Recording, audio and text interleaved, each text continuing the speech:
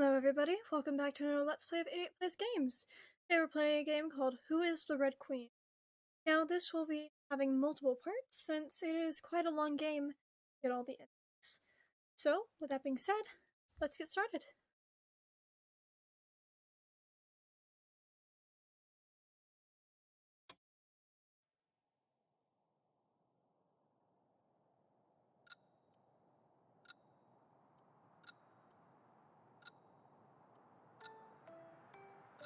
Falling, falling, falling.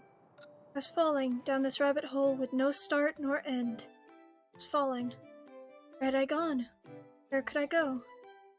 As if I were forgetting something very important, I fell down, down, and into sparkling, shining darkness. Too bright to be dark, too dark to be bright. I must have been chasing after someone, after something. Like a girl whose curiosity was piqued by a rabbit with a watch, I was falling, falling, down, down, down, again, again, again. This endless well seemed to lead everywhere yet nowhere at once. Either the hole extended very deep, or I descended very slow. Was I truly even going downward? Perhaps this was all a dream, a fever dream, or more words, a fantasy that would be as soon forgotten as it was had. I held just one certainty. I was Alice. Alice was me. Now then, just how long was I supposed to keep falling? The air brushed past my fingers, my cloak ruffling upward, a quiet humming breeze caressed my cheek. As if I could hear someone's voice, a pleasant voice, a woman's voice. I strained my ears for whispers in the wind. Alice, what a time for madness. Without a bit of fear or vertigo, should you not have focused on topics more pressing? Like the darkness or the light, or how you couldn't awaken from this dream? Even now, you were just falling, falling, falling. What does it matter?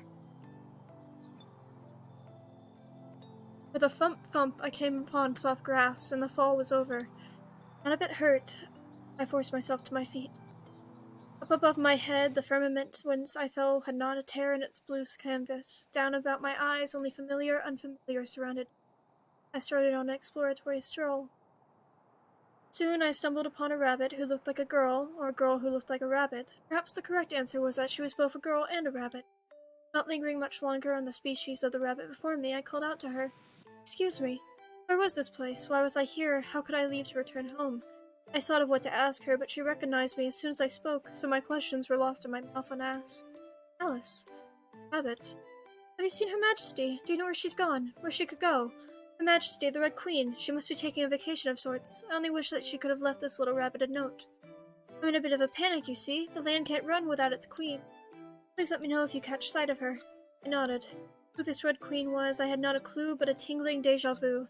Still, my acceptance of the request left the rabbit let a sigh of relief. Just as I prepared to pose my own questions, she straightened her back in surprise. I'm afraid I have to go. I'm going to be late. The White Rabbit dashed off.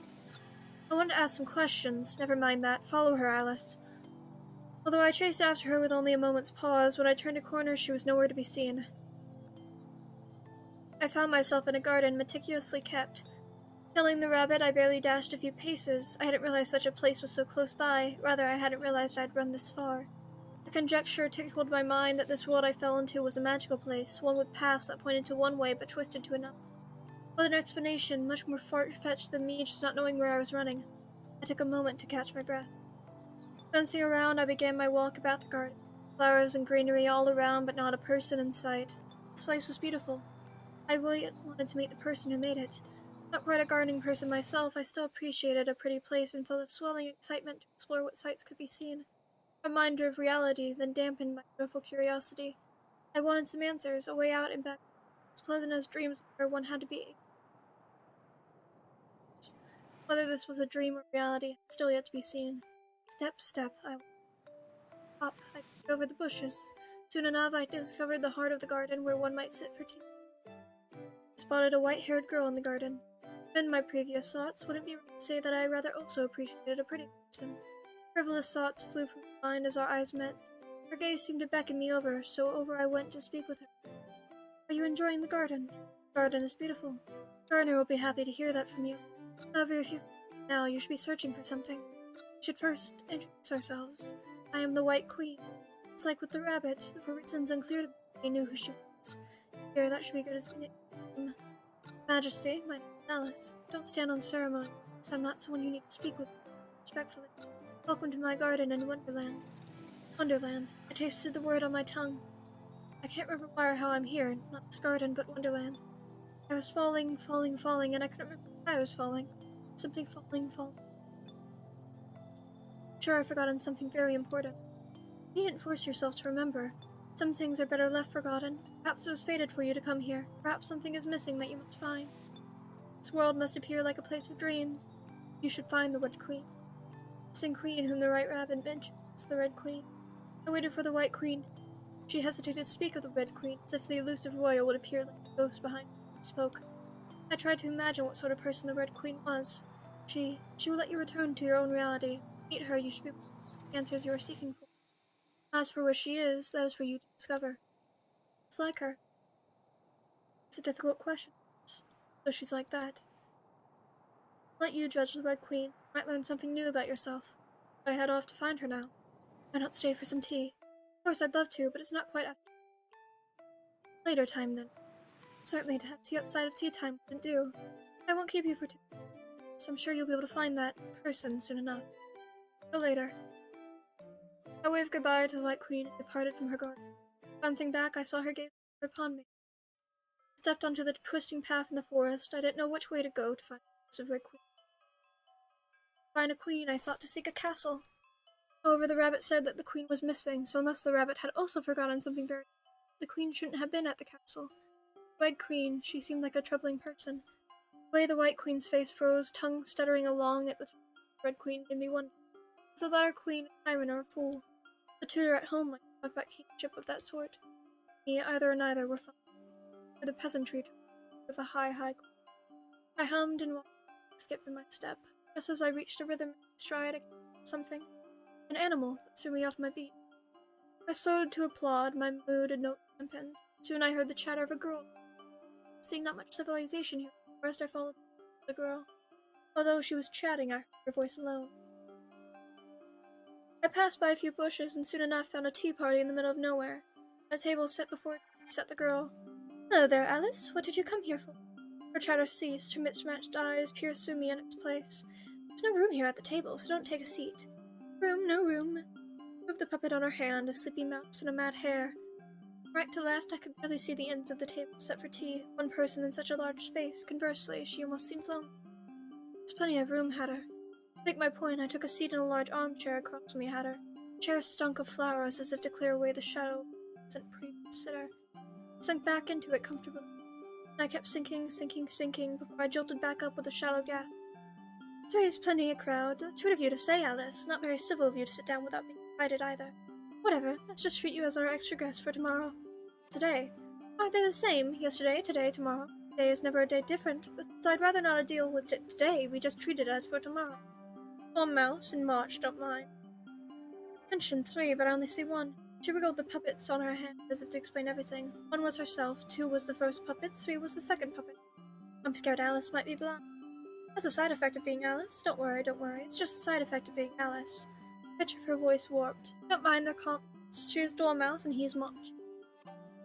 She paused as if waiting for me to greet the animal puppets. I waited. She waited. The silence of the conversation bored me, so I relented to the Mad Hatter's wordless request. I was the guest for tomorrow, so polite guest I decided to be. Hello there. I'm scared she was deaf as well. Hello there, Alice. Between the puppets, I much preferred the Dormouse. If a puppet could fall asleep, she looked as if she was better, so I felt some pity as that meant the mom would speak more. We were talking about before, a riddle. Maybe it was this one. Why is a raven like a writing desk? You have an answer to that riddle. I love fun, Alice. Relax and have some wine. There is no wine. You were invited for tea tomorrow, Alice. It's the obligation of the host to offer a guest a drink at tea time. Maybe she was an alcoholic. Matter, I can't in good faith call this time of day tea time, nor can I call it alcohol. Details. Add some butter. It'll be tea time eventually, so it's tea time now. We're having tea, so it might as well be tea time, don't you think? What did you come here for, anyways? Though I couldn't quite say that I had come to this tea party with a goal in mind, I figure I might as well tell her. I'm searching for the Red Queen. Her brow contorted as she took a sip of her tea. Puppets sit down for just that moment. Dumping the tea away and rinsing the cup, she poured herself another drink. Oh, her. The Hatter placed her lips to the rim of her teacup and stared at me. A minute passed, all 60 seconds consisting of staring, before she ducked down under the table as if to find an item and pop.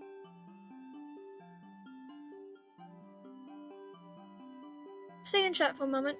I'll help you with a little something regarding Her Majesty. The Hatter poured me a cup of tea and set over a plate of sandwiches. The plate hurled towards me, forced me to hurriedly grab it, lest sandwiches spilled all over my lap. Luckily, the cup of tea arrived much. I took a taste, finding Earl Grey. Is it tomorrow already? At the very least, it was time for afternoon tea. If I'd known I would have tea now, I would have stayed a little longer, as some with the White Queen as well. It's not that people couldn't have tea outside of afternoon tea, but it was a principle things. If people drank tea any time of day, they would drink it all day. I sipped some more, enjoying the citrusy flavor of this black tea. Today is tomorrow for yesterday, don't you think?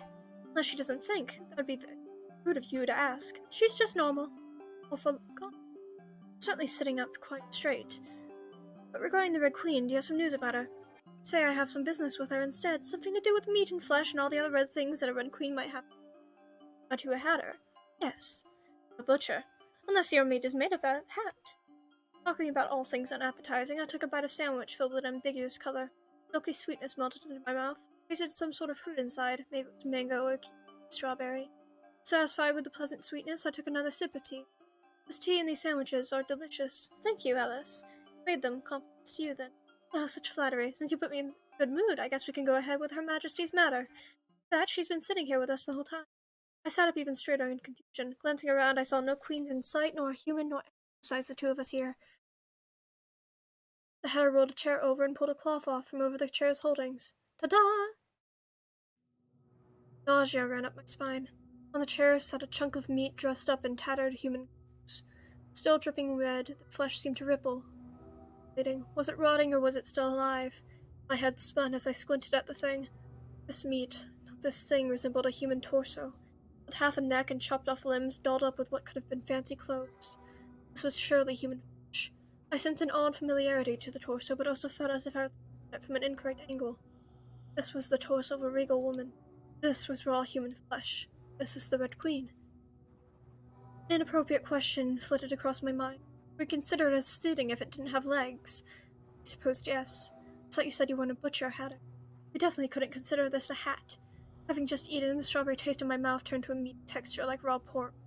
It almost tasted sweet, rotten fat. I swallowed.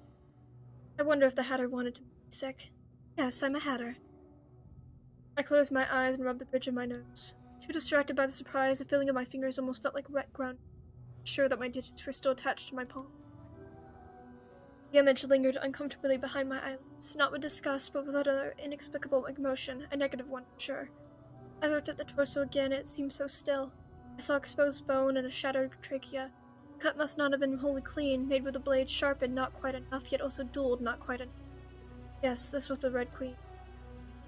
I knew not why I knew, but a voice in the back of my head told me that this was the Red Queen, part of the Red Queen. I'm afraid Her Majesty can't speak right. The Hatter stirred her tea and popped a bite-sized sandwich into her, munching happily. Don't look like that, Alice. The Hatter didn't dismember Her Majesty. Yes, Hatter is innocent. Since only the Hatter spoke up in defense of herself, I wasn't particularly inclined to believe her. Whether or not she did kill the Red Queen, the end result sat before me. What should I do now? I murmured my uncertainty at this dead end aloud. What do you mean? All you do is find all the other pieces if you have everything you need. Majesty, for all you need to do is put it back together. Have you forgotten, Alice? That sounded mad. So mad I wanted to laugh. This is Wonderland, after all. All I needed to do was find the pieces. That was right, Alice. That's all you needed to do. It was either be terribly simple or terribly hard. I hoped that no one had fed the Red Queen to the pigs or minced her up for a patty. Regardless, all I really needed was a head and the torso if I wanted to ask her about the secrets to returning home. May I take the body with me?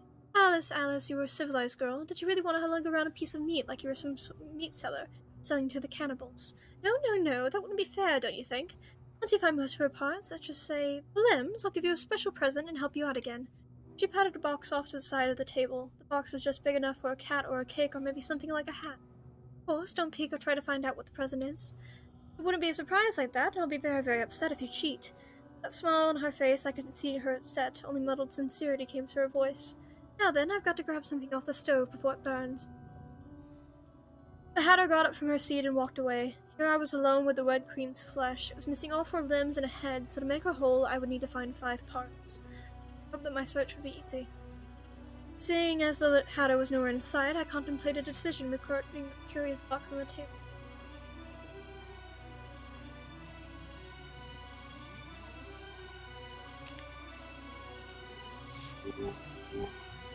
I shook my head. Instead of antagonizing the Hatter needlessly, I decided to take another sip of tea. I'd see what was inside the box eventually. The Hatter returned soon enough. In her hands was a hammer, glowing bright with heat. She chucked it to the side with a thump and let the little sizzle on the ground. What's the hammer for? Does the hammer need a reason to be? Anyways, go. Go ahead and try and find some of the Red Queen's body. An arm, a head, or maybe two. Just bring them back here for me to attach to this. She pointed to the torso. It'll still be tea time when you come back. Let's just count you as an extra guest for the next tomorrow as well. To be exact with time, now was not tea time. I suppose there's not much else to do here. I lifted up my empty cup of Earl Grey and lifted myself up from the arm. For what it was worth, I quite enjoyed this odd hour tea. Shaking my legs just to make sure they hadn't fallen asleep, I started to think. Later. Fuina hints. It's been a while since I've done another language. Fuida Sensen. She leaned back into her chair and made a lazy wave my way. Somehow, she looked lonely. I returned to another forest path, walking forward and forward. After moving for a while, I realized that I had no idea where I was going. In simpler words, I was lost. I walked around in a few circles before looking upward. Above, I saw a cat. A cat who resembled a girl, or a girl who resembled a cat. Leisurely stood on the tall branch of a tree. Unlike the White Rabbit, this cat, the Cheshire Cat, I could but wonder if she was actually neither a cat nor a girl, was just pretending to be either. Met her cat eyes nodding in silent greeting. Her grin stretched across her face as she stared right back. Sharp teeth filled her mouth and claws adorned her hands. This was probably a cat. Cheshire. The flame that was her tail flickered, and she hopped down to meet me closer. I don't suppose you tell me which way I should go. I posed a silly question that I expected no answer for. After all, I was asking a cat for directions. Depends on where you want to go. To my surprise, I received a response. Find the Red Queen. Ah, the crazy one. Are you sure you'd prefer not to go with the nice one? The one I'm searching for is the Red Queen. Right, the Mad Queen. Then again, we're all mad around here. That is except for Her Majesty the White Queen. She's too sad to be mad. If you're looking for the Red Queen, up, up, down, down, left, right might help. Self-awareness, Alice, self-awareness. Cheshire Cat walked into thin air. Soon enough, she reappeared. Just go to the White Queen instead. Maybe you'll find something on the way. She started to fade away again before popping back. I forgot to ask, how's the Hatter doing? She seems to be fine. It's still tea time over there. It's always tea time with that one. The third time she disappeared, leaving a grin lingering in the air before that too vanished. This was a grin without a cat instead of a cat without a grin. The third time was the charm. The cat did not return. I can't say I've seen a cat quite like that before. Then again, Cheshire wasn't really a cat. Walking a few 3 lengths more, I mulled over the old advice she gave.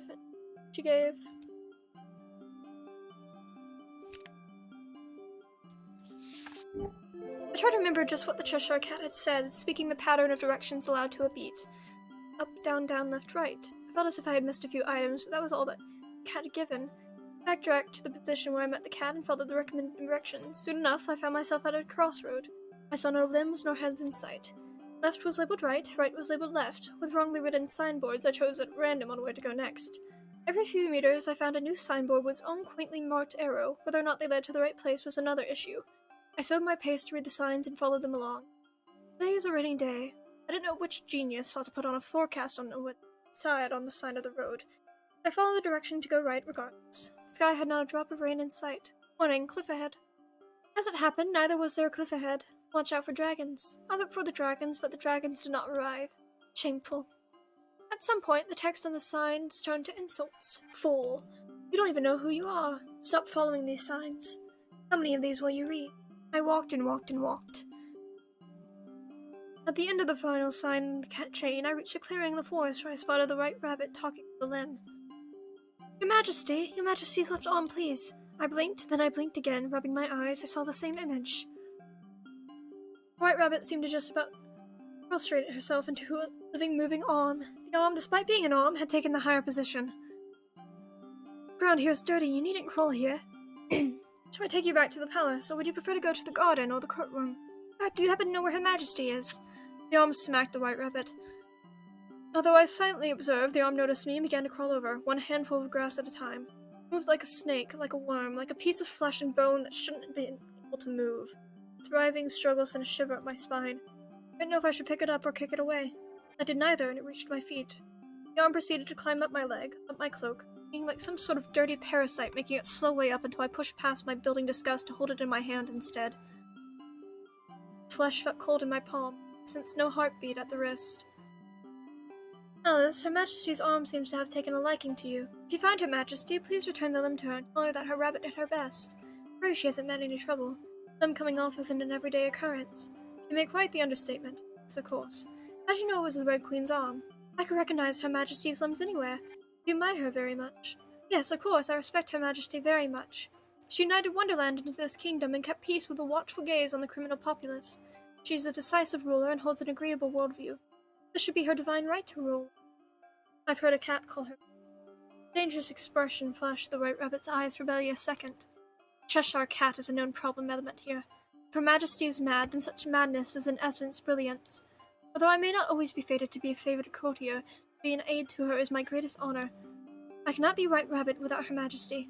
Yes, that should be how I view Her Majesty. I gave the rabbit's impromptu speech a short round of applause, balancing the detached arm in the crook of my elbow. The rabbit became flustered. She must also like you very much. Our rulers had their dissidents and supporters, so a man once said that a ruler was better feared than loved if she could not be both. Despite all that, the White Rabbit said, I knew a little more about the Red Queen. The Red Queen is the ruler of all this land. It's your job, White Rabbit. Yes, she's the highest ruler of Wonderland. I deal with a little bit of everything, administrative matters, legal matters, and the personal matters of important people. Since we've met a few times, I could say that I'm important, couldn't I? That's right, Alice. My tepid jest, I received a response that made me pause. White Rabbit took out a watch and jumped in surprise upon looking at the time, quickly returning the watch to her pocket. Is it this time already? I'm afraid I must be off again. That will be all. Thank you, Alice. Hurriedly growling a few times, she dashed off back to work. Having obtained one limb, I searched round for another. Before I knew it, the day passed. I looked towards the sky where the sun had begun to set. Letting out a yawn, I realized I needed a place to sleep for the night. I thought back to the parties who would help me gather the Red Queen's dismembered part. Surely I could find. I headed back to the Hatter's place. As before, I found her at a table full of tea stuffs. She nursed a cup of tea and waved at me upon spotting me. Just in time for tea, Alice. The sky, tea time should have already passed. Perhaps this was more like supper time. Suddenly flashed her a smile without saying anything. I returned with a limb. Congratulations. I handed her the Red Queen's limb, which began to move upon entering the Hatter's hand. Holding it away from herself, the Hatter seemed to think of what to do with it next. She kicked a dog cage out from the chair, clinking the metal hatch open, tossed the limb into it, and quickly clicked the cage shut again. Sit down. I'd be a poor host if I didn't let you sit. I plopped down onto the armchair. This was my chair now. I glanced around and found I didn't see the two puppets that the Hatter wore on her hands earlier in the day. Where are your friends? I gestured with my hands. They've gone home for a bit. March lives all the way over there in a house with ears. As for whose ears they are, I haven't a clue. Are you hungry for rodent, Alice? No. If you say so, Alice. She poured me a cup of tea and slid the tea, cup and saucer, over to me, nearly spilling it over my lap. Soon after came another plate. On the plate was steak and vegetables. I should hope this isn't rodent, is it? It's something else. The Hatter didn't continue, but glanced over at the Red Queen's flesh. My eyes followed the path of her gaze. Not spotting any steak-sized slabs of meat sliced off from the torso of the Queen, I let out a sigh. Taking a knife and fork, I cut the steak and moved a piece to my mouth. It tasted like beef. Compliments to the chef. Why, thank you.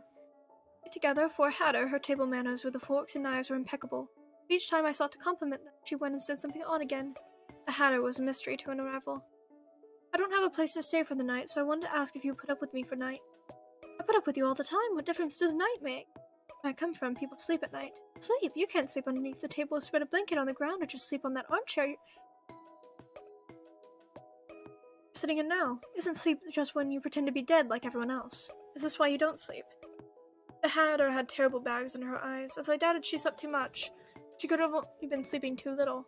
Look at the time. Is it really time to sleep? Napping at tea time will destroy your inner clock, don't you know?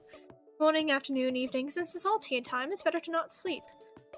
But you didn't care about time. Time doesn't care about me. Are you perhaps afraid of sleeping? What do you think, Alice? She poured herself a drink from a bottle into her teacup. I turned to look at the bottle, which was in no way of tea. For tea, I couldn't read the jumbled words scrawled across its label, so I couldn't help but ask, is that actually alcohol? Tea. Isn't it alcohol? Tea. She drank her tea and I did mine. Conversation turned to silence. I shouldn't have pushed and upset my dear host. I wanted to pet her head and apologize, for she could drink or sleep as she wanted. As I reached out, the Hatter recoiled. I pushed her chair back from the table, taking the chance to move away. and she dipped underneath the tablecloth, rummaging through her stuff with a rustling noise. Popped back out, she had a blanket, which she tossed my way. I want to pretend to be dead right now. Go, play dead. Catching it in my arms, I smelled a sweet scent from the soft blanket. The sky was dark. I started to feel sleepy, hugging the blanket a little tighter. I'd experienced a long day after all, so perhaps it was time to go to bed. Good night, Hatter. I wondered if she was mad, if she would respond, but she did. Good night, Alice. I leaned back comfortably in the armchair and began to sink. Sinking. Contrary to my earliest expectations, I didn't keep sinking forever. The moment I looked up at the sky, I found I couldn't fall asleep anymore. I didn't recognize the stars, the constellations that adorn the dark heavens. Tracing their infinite sparkles, I wondered what they stood for. I wanted to understand what was hidden past those mismatched eyes of the hat. Like stars, I eventually fell asleep. I dreamed of falling. Next day and the day after, I continued my search for the witch's parts. Hearing that the Cheshire Cat mentioned the White Queen, I decided to give the Queen a second visit. I thought that I could easily replicate the road to her garden, having only recently been there. However, the more I walked, the more apparent it became that I was lost. I passed that tree to the right a handful of times already, just going in circles, getting nowhere closer to that beautiful, equally pretty owner. I let out a sigh and chose a bush at random to walk through instead of following. My cloak saved me from being scratched by the leaves and branches of the bushes. I came out on the other side to a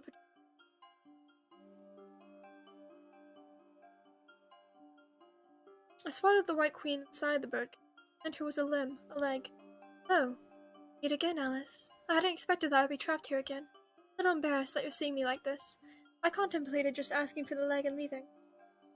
Terribly foul thing to do, especially to a pretty person like her. Although in a way, it almost seemed like a good idea to leave a bird locked in a cage for oneself. After all, how would you catch her if you let her go? Set the Red Queen's right leg, so it would appear. Find the Red Queen, you as well. And so she shouldn't be help you find your way back. I'm sorry, Alice. Don't apologize. The key to my prison is atop that towering tree. Would you help me open this cage, Alice? Yes, of course. Agreeing to the request, I walked over to the tall tree that the White Queen gestured toward. How tall it was, I couldn't say. If I angled my head and squinted, I could see the glimmering of a silver key at a high branch above. I circled the tree, the front and back, the sides left and right, all equally hard.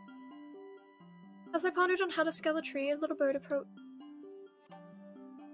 With all the talking animals and not quite animals in Wonderland, I had an inkling that this one might speak as well.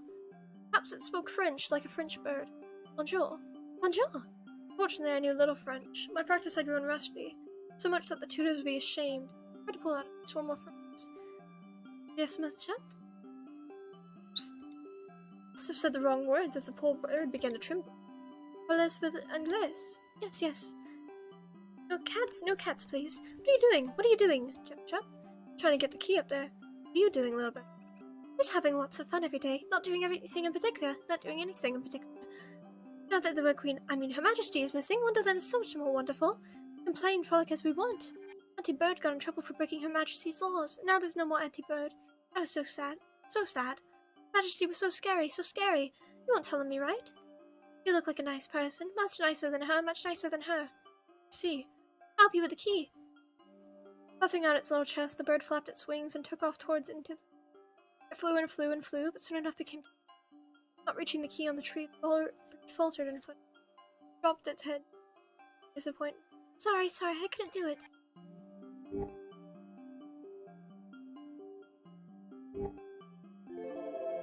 Don't worry about it. I rubbed the little bird's head, causing it to peek up at me with its large round eyes glittering with surprise. After the failed first attempt at the key, I returned to White Queen's side. She looked fitting in the cage, pretty, like a flower preserved forever in glass. Again, I thought that she was beautiful. Really, she was beautiful. It's true, Alan. Even so, I couldn't let her stay trapped, not to mention the Red Queen's leg. I wasn't able to find a way up. Do you have any ideas for what I should do, White Queen? Well, there are some mushrooms. If you eat the ones to the left, you will grow. If you eat the ones to the right, you will shrink. I think they will be helpful. Mushrooms. I was hesitant to eat mushrooms picked from the wilderness, but I felt that I could trust the Red. I didn't know. Well, this is Wonderland, isn't it? I'd forgotten something important. The feeling of forgetting tingled in the back of my mind. I saw the White. Finding mushrooms, she pointed out. It's a choice. I ate a left mushroom and immediately began to grow. My line of sight rose higher and higher as if I were a bean sprout. Once I stopped growing, I could reach the top of the tower if I reached out my arm. Fantastically, my clothes grew with me. I cautiously picked the silver key, removed it from the tree, holding it lightly so as to not break it. The key I now had, cage too big. Magic will wear off, and meanwhile, you and company. Chat, Alice. I'd have to wait till I reverted back to my original size to open the door. Is the invitation for tea sometimes still open? As always. Shall I ask about what sorts of food and tea you like to drink to see what I might expect? What's your favorite tea? Tea. You prefer black tea still. How did you know? We chatted for a while about tea, and at some point conversation turned to flowers. Perhaps with that she felt for all teas. You're welcome to visit the garden any time. I couldn't find the way to the garden today. Perhaps getting lost had been for the better as I found her. Yes, that happens when I'm not there, but Wonderland should lead you my way if you think of me. At least for you, Alice. I have nowhere to be but the garden. Paul was looking at something in the distance that I could not see. Would you believe me if I told you I can see the future? I looked her in the eyes in a calm surety. I didn't feel that she would lie, yet I couldn't believe her words either. I wondered what I had forgotten, what I was doubting. Rather than answer, I decided to play along. Change the future, you see. Did you ask? Otherwise, isn't it lonesome? I don't believe that the future is predestined, but the solitude of such power would also be the fate of a queen in this world. The words sounded contradictory, even for the Red Queen, especially for the Red Queen. The White Queen spoke of fate as if it's still trapped by something more than just this birdcage. I couldn't understand. I talked a little longer. I felt a tingling up my arms began to revert to my original size. The world warped and finally popped back into its proper place. I trolled around to check that all was well. Identifying no issues, I picked up the key that I dropped to the ground at some point, inserted it in the lock of the White Queen's birdcage. Smooth click, the cage unlocked. I opened the door. The White Queen stumbled out of the birdcage, her legs still wobbly from sitting in the cage for so long. She let me hold her steady till she rebalanced herself. Thank you. Welcome. I have to return to the garden now. My invitation is always open, Alice. I'll see you later if you're willing. She handed me the Red Queen's leg. Freed from the birdcage, the White Queen departed to return to her garden. After wandering around some more, I returned to the Hatter's place with a second limb in hand. The day came to an end. Hatter's clock at tea time. She was arguing with her own hand puppet about some sort of song, some rendition of Twinkle. The hair on her hand was flung back and forth.